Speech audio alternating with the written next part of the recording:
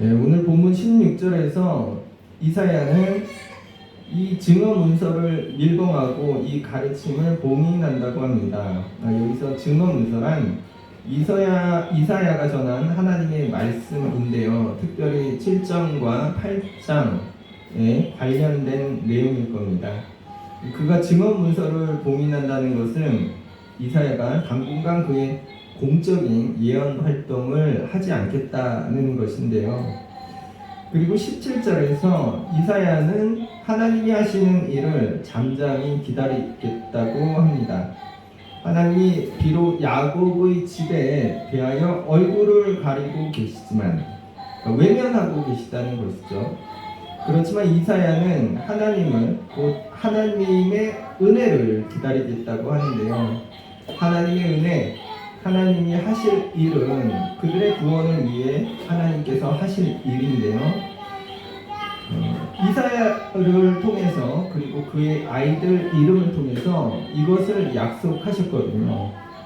그들이 두려워하는 아람과 북이스라엘의 공격이 실패하고 그들의 계획이 성공하지 못한다는 것인데요. 이것을 18절에서 말씀합니다. 그래서 이사야의 아이들이 이스라엘 중에 징조와 예표가 되었다고 합니다. 이는 분명 유다의 구원자인 하나님에 관한 것인데요. 그런데 유다는 그 구원의 하나님을 신뢰하지 못하죠.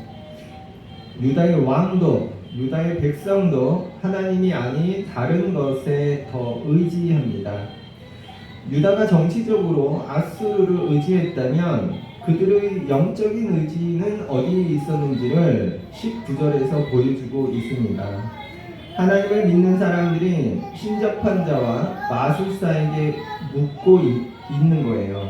19절 하반부에서 이사야는 그들이 하는 일을 산자를 위하여 죽은 자에게 구하는 것이라고 합니다. 왜냐하면 무당이 신접해서 묻는 그것들이 다 죽은 것이기 때문이죠.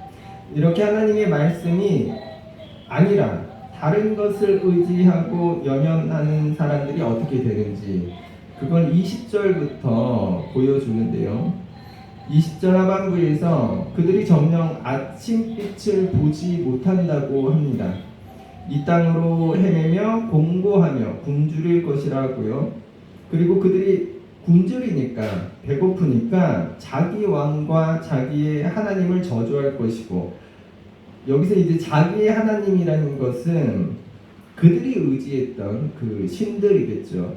그리고 그들은 끝내 짙은 흑암 속에 떨어질 것이라 말씀해요. 이렇게 이제 8장까지 보았는데요. 7장과 8장은 같은 내용이 되풀이됩니다. 유다의 구원이 심판으로 바뀌는 내용이에요. 물론 유다가 공경에 처하는 것을 정치적으로 볼 때는 이웃 강대국들의 영향으로 볼 수 있겠습니다. 그러나 이사야는 그것을 다르게 설명하고 있어요. 바로 하나님의 율법과 증거, 하나님의 말씀과 약속을 믿지 않았기 때문이라고 해요. 그래서 이사야가 전한 하나님의 말씀, 증언 문서를 봉인하겠다고 하고요. 그러니까 당분간 하나님의 말씀을 전하지 않겠다, 그의 어떤 예언 활동도 하지 않겠다 하는 건데요. 왜냐하면 사람들이 이사야가 전하는 하나님의 말씀을 듣지 않고 믿지 않았기 때문이죠. 그런데도 하나님은 당신의 약속을 지키십니다. 그것은 이사야와 그의 아이들 이름을 통해 주신 약속인데요. 하나님은 그들이 두려워하는 아람과 북이스라엘을 황폐하게 하실 거예요. 그러니까 여기서 헷갈리면 안 되는 게 있어요. 유다가 하나님의 말씀과 약속을 믿지 않아서 심판을 받습니다. 그런데 그것 때문에 하나님이 하신 약속을 취소하신다는 게 아니라는 거예요.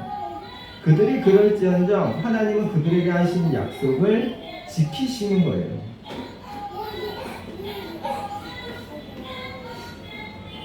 그럼에도 하나님의 구원 활동을 믿지 않고 불신한 그들의 행위가 결국 그들의 구원을 심판으로 바꾸게 하는 거죠. 유다는 하나님이 아닌 아수르를 의지했어요. 그래서 아수르에게 금과 은과 가진 부하를 탈탈 털어서 갖다 바치고 또한 그들의 우상, 그들이 섬기는 신을 섬겼어요. 그렇게 꼬리를 흔들었습니다. 물론 아수르는 유다의 청대로 아람과 북이스라엘을 쓸어버렸어요. 그런데 그들이 거기서 멈추지 않습니다. 그들은 유다까지 쳐들어와요. 이제 유다가 어떻게 하죠? 7장의 내용인데 애굽에게 도움을 요청해요. 애굽은 당시 최강이었는데 원래 애굽은 강대국이었죠. 그래서 애굽이 그들을 도우러 옵니다. 도우러 오면 좋은 것 같죠?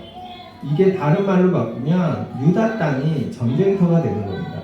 아수르와 애굽이 격전하는 그 전쟁터가 되는 거예요. 전무후무한 재난을 유다 땅이 그리고 그 백성이 겪게 되는 거예요.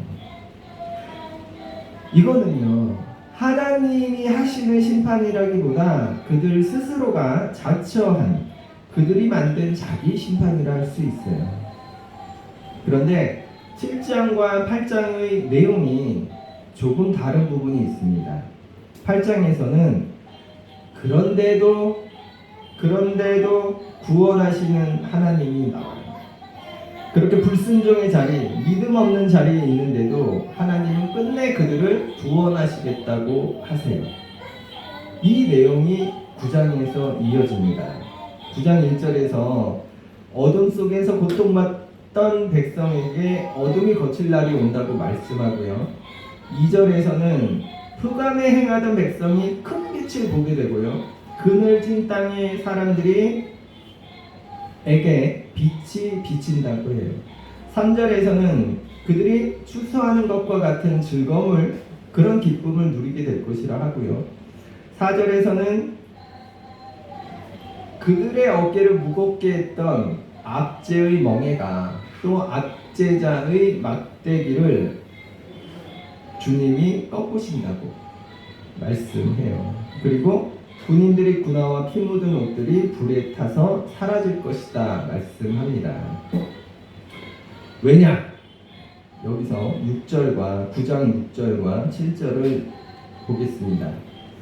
이는 한 아기가 우리에게 낳고 한 아들을 우리에게 주신 바 되었는데 그의 어깨에는 정사름이었고 그의 이름은 기묘자라 모사라 전능하신 하나님이라 영존하시는 아버지라 평강의 왕이라 할 것입니다.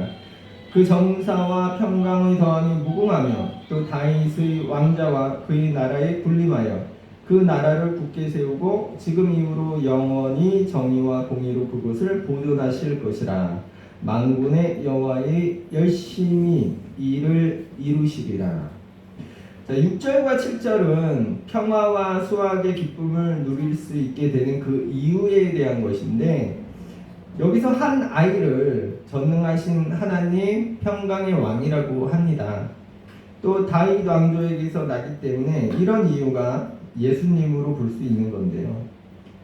그런데도 분명한 것은 여기서 한 아이를 예수님으로 볼 때, 예수님으로 보게 되면 당시 사람들에게는, 그렇죠, 예수님은 그 오래 시간이 지난 후에 오시니까 먼 미래의 일이 됩니다. 그런데 지금 말씀은 그들이 머지않아 누리게 될 그 평화와 기쁨을 얘기하고 있어요. 그래서 먼저는 이 아이를 다윗 왕조의 한 아이로 보는 것은 맞지만, 그렇게 볼 때 예수님이 아니라 먼저는 히스기야로 볼 수 있겠고요. 좀 더 넓게 보면 바르게 세워지는 다윗 왕조에 관한 것이라 할 수 있습니다.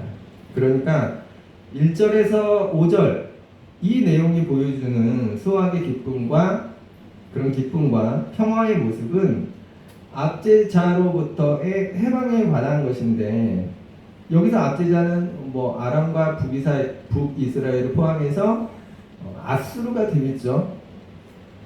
그런데 평화로운 세상이 되는 그 이유가 왜 그렇게 되느냐 하면 아수르와 같은 폭력적인 제국이 아닌 다른, 그것과는 다른 하나님의 공의와 정의로 다스리는 그런 이상적인 다윗 왕조 때문이라는 거예요.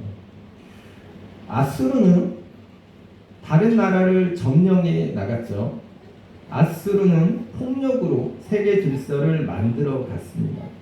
그래서 자기보다 약한 나라 사람들에게 그 백성의 목에 무거운 멍에를 지게 했고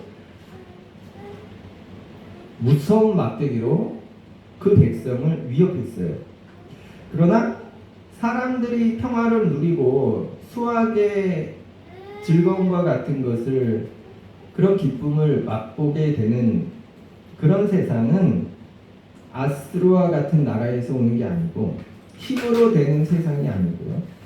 다만 하나님의 공의와 정의로 된다는 겁니다. 그래서요, 6절 7절에서 이사야는 다윗 계열의 왕으로 태어난 한 아이의 탄생을 말하고 있는데, 이는 직접적으로는 히스기야로 볼 수 있겠고요. 좀 더 넓게 보면 하나님 뜻대로 바르게 세워진 다윗 왕조에 관한 것이라 할 수 있겠습니다. 그리고 그 다윗 왕조의 끝에 결국 예수님이 있으신 거고요. 이렇게 볼 때는 이 말씀이 예수님을 가리키는 것으로 보아도 좋겠습니다. 왜냐하면 7절 하반부에 이런 말씀이 있어요. 하나님의 열심히 이것을 이루실 것이다. 하나님의 열심히 이것을 반드시 이루실 거라는 말씀입니다. 그 하나님의 열심이 결국 예수 그리스도잖아요. 네. 자, 오늘 설교를 마치려고 하는데,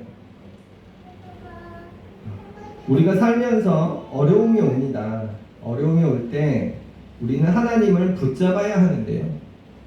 그렇지 못할 때가 많은 것 같아요. 하나님이 아닌 다른 것에 더 의지하고 다른 것에 연연하는 모습이 많으니까. 그래서 8장에서 유다의 모습이 이렇게 나오거든요. 하나님이 아니라 무당과 신접하는 자에게 의지하는 모습. 그처럼 우리 역시 뭔가 신비하고 영적인 것을 많이 찾아요.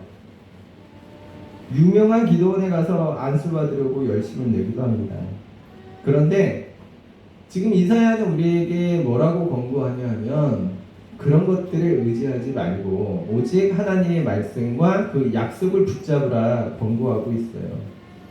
그리고 하나님의 말씀과 약속은 다른 데 있는 게 아니라 오직 성서 안에 있습니다. 그걸 좀 기억하면 좋겠고요. 그리고 그 말씀은 공의와 정의에 관한 것이라 할 수 있는데, 그러니까 우리가 하나님의 말씀과 약속을 믿는다는 것은 하나님의 공의와 정의로 살아간다는 겁니다. 살아가는 일을 뜻해요. 다른 게 아닙니다. 그런데 우리의 현실은 그렇죠.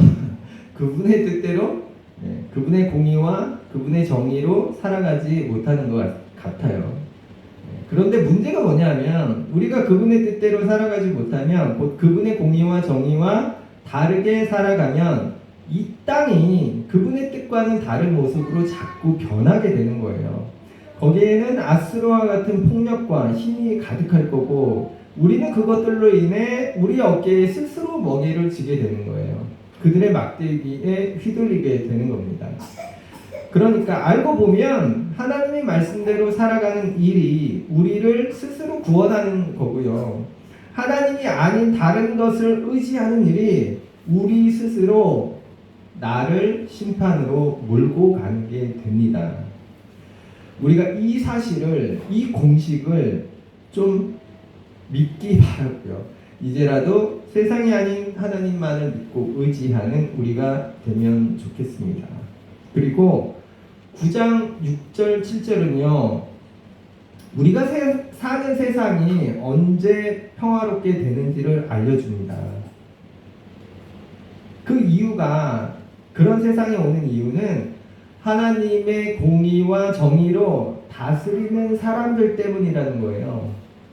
나라를 다스리는 사람들이요, 그들이 앗수르 같으면 그 백성은 어깨에 무거운 멍에를 지게 되고요, 그들이 휘두르는 막대기에 맞고 또 그 힘에 억눌리게 됩니다.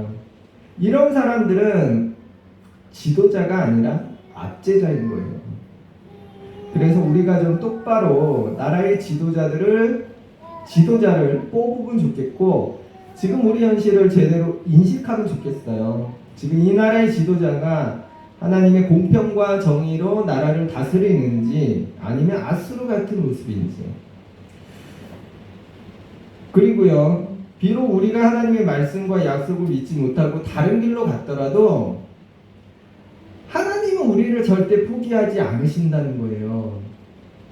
하나님의 열심은 끝내 그런 못난 우리를 구원하시겠다고 그렇게 고집을 피우시는 거예요. 이게 우리에게 참으로 은혜로운 일이 아닐 수 없고 또 위로가 됩니다. 그러나 중요한 것은 이것을 알고도, 이 사실을 알고도, 그런데도 내가 어떻게 하든 하나님 결국 나를 구원하시겠지, 내가 어떻게 살아도 우리를 구원하시겠지, 그리고 회개하지 않는다면 그것처럼 어리석은 일도 잘못된 일도 없을 겁니다. 자식이요, 부모가 항상 용서해주면 이렇게 생각할 수 있어요. 아, 또 용서해주겠지, 내가 또 잘못해도 엄마는 날 또 용서해 주실 거야. 물론 자식이 어떤 잘못을 하더라도 그 자식을 용서할 수밖에 없는 것은 부모니까 그래요. 부모의 사랑이죠. 그러나 그 사랑을 이용해서 계속 똑같은 잘못을 되풀이하는 것은 고의적으로 그것처럼 못난 일이, 그것처럼 잘못된 일이 없을 거예요. 이사야 7장 8장에서 그런 유다의 모습을 지적하잖아요. 그들은 계속해서 잘못된 길을 선택하고 그리로 가요. 끝내 그들은 자기 고집대로 하고 그 고집이 그들의 심판을 스스로 불러옵니다. 그런 유다를 보면서 하나님은 애타게 회개하기를 촉구하시잖아요. 어떻게 해서든 구해보시려고. 그래서 끝까지 그들을 구원하겠다는 의지를 보이세요. 그런데도 중요한 건 결국 스스로의 선택이라는 거예요. 하나님이냐 다른 것이냐. 오늘날도 마찬가지입니다.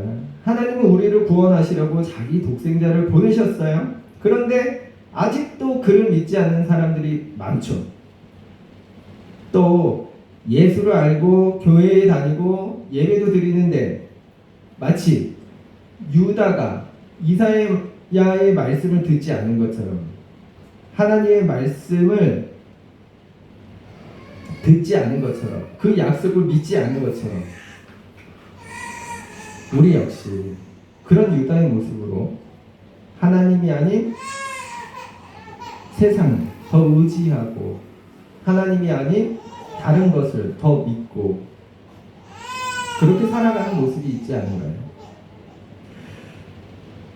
이제라도 우리가 하나님의 열심처럼 우리도 열심을 내면 좋겠습니다.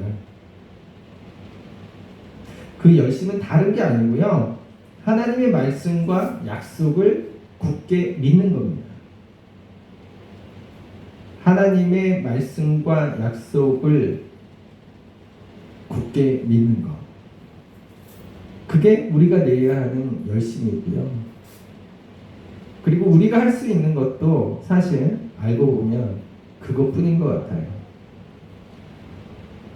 그리고 이게 중요한 건데, 그렇게 하나님의 말씀과 약속을 우리가 굳게 믿는다는 것, 굳게 붙잡는다는 것은 결국 우리가 하나님의 공평과 정의로 살아가는 일입니다. 이걸 좀 기억하면 좋겠습니다. 기도하겠습니다.